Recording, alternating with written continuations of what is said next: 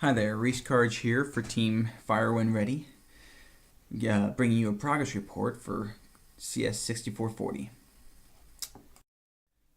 So let's take a look at the user interface mock-up that we were given. Now this app is for a smart on fire version of a clinical decision support system for hospital discharge decision making. So this screen here gives you a lot of patient data, but ultimately recommends up at the top right corner whether or not to discharge the patient, because it's important to discharge the patient at the correct time, because too early can cause the patient to have to come back due to a complication, but keeping the patient too long incurs unnecessary costs. So the point of this app is to find that optimum time to discharge the patient.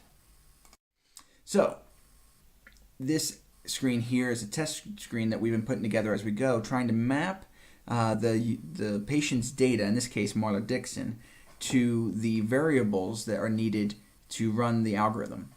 In this case, we got the age, gender, whether or not she has diabetes, whether or not she has hypertension, and as we were going, we were just mapping them. And in this case, they're just flags. Diabetes, if it's a 1, that she does have diabetes. If it's 0, she does not. So we were actually going through this, and we actually ran into a little bit of trouble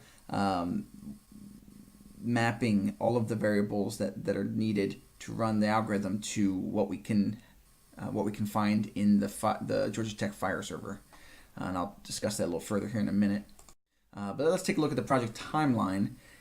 We had completed the user interface design and architecture design, and then we had split up into 3 parallel tasks where Josh was doing the recommendation engine, and Paul was 50% on the GUI and 50% down with me on the Fire API implementation. After we would have completed all those, we would have then worked together on the usability testing to test the GUI, and then all work together on the data integrity testing to test for a given patient's input, are we getting the correct recommendation output. And then we would have delivered this to our organizational mentors as a JavaScript web application, completely JavaScript.